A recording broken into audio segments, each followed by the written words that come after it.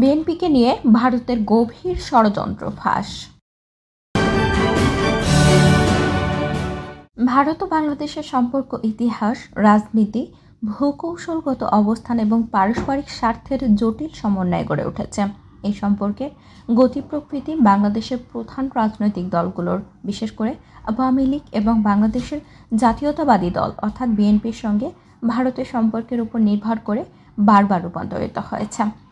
বাংলাদেশের অনেকের মধ্যে একটি ধারণা প্রচলিত ছিল যে ভারত তার পররাষ্ট্র নীতিতে শুধুমাত্র আওয়ামী লীগের উপর নির্ভর করেছে, যেন তাদের সব ডিম এক ঝুড়িতে রাখা। তবে 2024 সালের 5 আগস্ট বাংলাদেশের রাজনৈতিক পট পরিবর্তনের পর ভারতের দৃষ্টিভঙ্গিতে একটি স্পষ্ট পরিবর্তন লক্ষ্য করা যাচ্ছে। এই পরিবর্তনে প্রেক্ষাপটে বিএনপির প্রতি ভারতের বর্তমান চিন্তাভাবনা, ঐতিহাসিক সম্পর্কের জটিলতা, নিরাপত্তা উদ্বেগ এবং ভবিষ্যৎ সম্পর্কের সম্ভাবনা বিস্তারিতভাবে বিশ্লেষণ করা প্রয়োজন। 1971 সালে বাংলাদেশের স্বাধীনতা যুদ্ধে ভারতের ভূমিকা ছিল একটি মাইলফলক। সামরিক, কূটনৈতিক এবং মানবিক সহায়তার মাধ্যমে ভারত বাংলাদেশের স্বাধীনতা অর্জনে সহযোগিতা করে। এই ঘটনা আওয়ামী লীগের সঙ্গে ভারতের একটি গভীর ঐতিহাসিক বন্ধন তৈরি করে। আওয়ামী লীগ, যারা স্বাধীনতা আন্দোলনের নেতৃত্ব দিয়েছিল, ভারতের সঙ্গে সহযোগিতার নীতি গ্রহণ করে এবং দুই দেশের মধ্যে বাণিজ্য, সীমান্ত ব্যবস্থাপনা এবং নিরাপত্তা সহযোগিতার গুরুত্ব দেয়। এই সম্পর্ক পরবর্তী দশকগুলোতে আরও শক্তিশালী হয়, বিশেষ করে শেখ হাসিনার নেতৃত্বে। বিএনপির গল্প কিন্তু ভিন্ন। 1978 সালে জিয়াউর রহমানের হাতে প্রতিষ্ঠিত এই দল বাংলাদেশের পররাষ্ট্রনীতিতে একটি নতুন দিক নিয়ে আসে। জিয়া পাকিস্তান এবং চীনের সাথে সম্পর্ক জোরদার করার পাশাপাশি মুসলিম বিশ্বের সঙ্গে বাংলাদেশের সম্পর্ক গভীর করার চেষ্টা করেন। এই নীতি ভারতের জন্য উদ্বেগের কারণ হয়ে ওঠে, কারণ ভারত তখন পাকিস্তানের সঙ্গে শত্রুতাপূর্ণ সম্পর্কে এবং চীনের সঙ্গে প্রতিযোগিতামূলক অবস্থানে ছিল। জিয়া শাসনামলে বাংলাদেশের জাতীয়তাবাদী অবস্থান ভারতের কাছে মাঝে মধ্যে ভারত বিরোধী বলে মনে হয়েছে। বিএনপি শাসনামলে বিশেষ করে 1991 থেকে 1996 এবং 2001 থেকে 2006 সালে খালেদা জিয়ার নেতৃত্বে ভারতের সঙ্গে সম্পর্কে উত্তেজনা লক্ষণীয় ছিল। 2001 থেকে 2006 সালে 4 দলীয় জোট সরকারের সময় ভারতের উত্তর পূর্বাঞ্চলের বিচ্ছিন্নতাবাদী গোষ্ঠীগুলোর সঙ্গে বাংলাদেশের কথিত সংযোগ ভারতের নিরাপত্তা উদ্বেগকে তীব্র করে। উদাহরণস্বরূপ 2004 সালে চট্টগ্রাম বন্দর দিয়ে আসামের বিচ্ছিন্নতাবাদী গোষ্ঠী United liberation front of Assam অর্থাৎ আলফা এর জন্য অস্ত্র পাচারের ঘটনা ভারতের জন্য একটি বড় ধাক্কা ছিল। এই ঘটনা ভারতের নীতি নির্ধারকদের মধ্যে বিএনপির প্রতি অবিশ্বাস আরও গভীর করে তোলে। এছাড়া সীমান্তে অবৈধ অভিবাসন, সন্ত্রাসবাদ এবং অস্ত্র চোরাচালানের মতো ইস্যুগুলোতে ভারতের উদ্বেগের তালিকাযুক্ত হয়।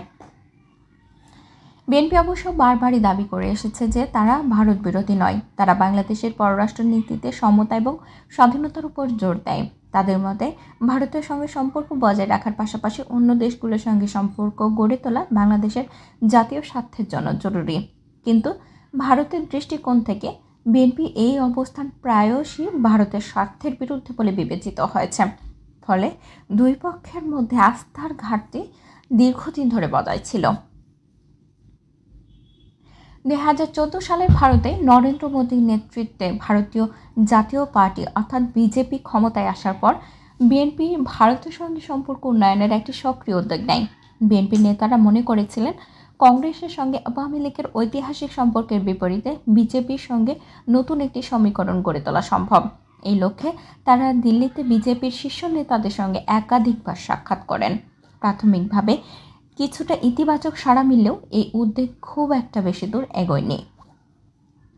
এর পেছনে প্রধান কারণ ছিল মোদী ও শেখ হাসিনার মধ্যে গড়ে ওঠা ব্যক্তিগত সম্পর্ক। এই সম্পর্ক ভারত বাংলাদেশের সম্পর্ককে একটি নতুন উচ্চতায় নিয়ে যায়। 2015 সালের স্থল সীমান্ত চুক্তি, বাণিজ্য বৃদ্ধি, অবকাঠামো উন্নয়ন এবং নিরাপত্তা সহযোগিতার মতো ক্ষেত্রে অভূতপূর্ব অগ্রগতি হয়। আওয়ামী লীগের শাসনামলে ভারতের উত্তর পূর্বাঞ্চলের বিচ্ছিন্নতাবাদীদের বিরুদ্ধে বাংলাদেশের পদক্ষেপ, যেমন আলফা নেতাদের গ্রেপ্তার ও হস্তান্তর, ভারতের আস্থা অর্জন করে। এ সময় ভারতের পররাষ্ট্রনীতি আওয়ামী লীগের উপর বেশি নির্ভরশীল হয়ে পড়ে। বিপরীতে বিএনপির সঙ্গে ভারতের সম্পর্ক ঠান্ডা থাকে। 2008, 2014 এবং 2018 সালের নির্বাচনে ভারতের আওয়ামী লীগের সমর্থন ঘটনায় বিএনপির মধ্যে ভারতের প্রতি অবিশ্বাস আরও বাড়িয়ে দেয়।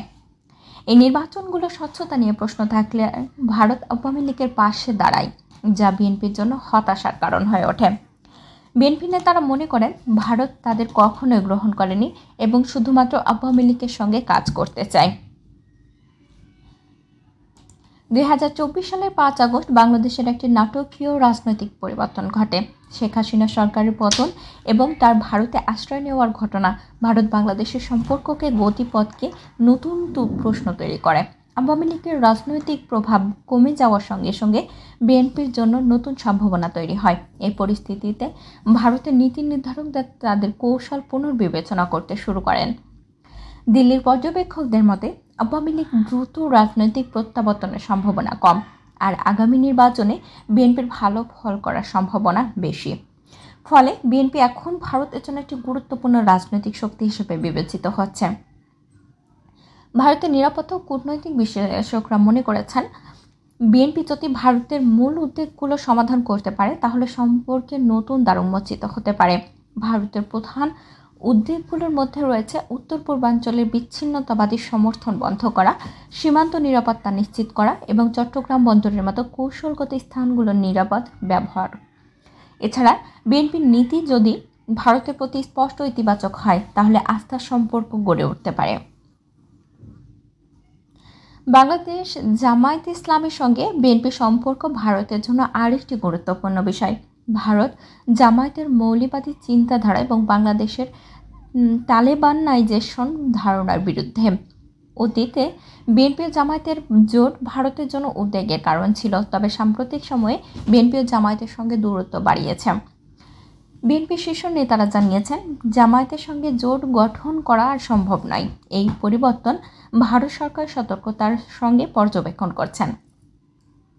ভারতের পররাষ্ট্র মন্ত্রণালয় সূত্র মতে বিএনপির সঙ্গে সম্পর্ক গড়তে জামায়াত থেকে দূরত্ব বজায় রাখা একটি মূল শর্ত হবে।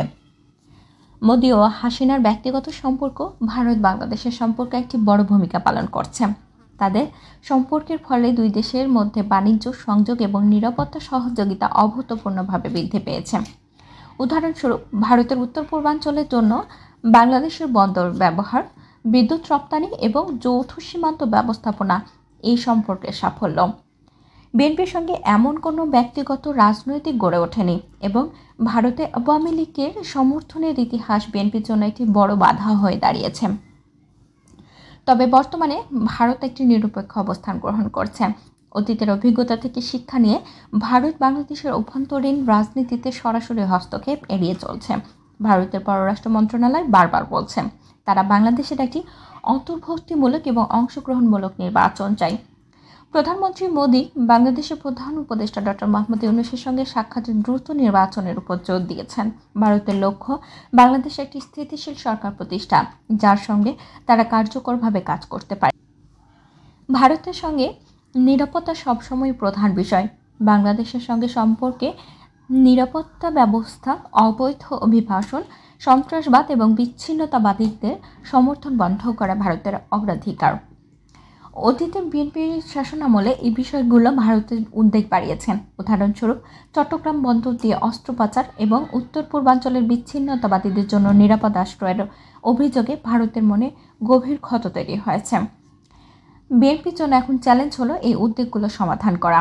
বিএনপি মনে করেন বিএনপি যদি ক্ষমতায় এসে ভারতের নিরাপত্তা উদ্যোগে সহযোগিতা করে তাহলে সম্পর্কে নতুন সম্ভাবনা তৈরি হবে, যেমন সীমান্তে শান্তি বজায় রাখা, চট্টগ্রাম বন্দরের নিরাপদ ব্যবহার নিশ্চিত করা এবং বিচ্ছিন্নতাবাদীদের সমর্থন বন্ধ করা ভারতের জন্য খুবই গুরুত্বপূর্ণ।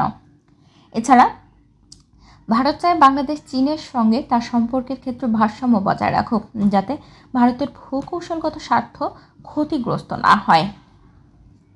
বর্তমানে ভারত বাংলাদেশের রাজনীতিতে নিরপেক্ষ থাকার চেষ্টা করছে। তারা কোনো দলের প্রতি সমর্থন প্রকাশ করছে না। ভারতের লক্ষ্য হলো বাংলাদেশে একটি সুষ্ঠু নির্বাচন, যেখানে সব দল সমান সুযোগ পাবে। বিএনপির জন্য এটি একটি বড় সুযোগ। তারা যদি নির্বাচনে জয়ী হয় এবং ভারতের উদ্বেগ সমাধানে ইতিবাচক ভূমিকা পালন করে তাহলে দুই দেশের মধ্যে একটি নতুন সম্পর্ক গড়ে উঠতে পারে। তবে নির্বাচনের সময় ভারত বিরোধী বক্তব্য দিয়ে জনমত আকর্ষণের প্রবণতা থেকে বিএনপিকে বিরত থাকতে হবে।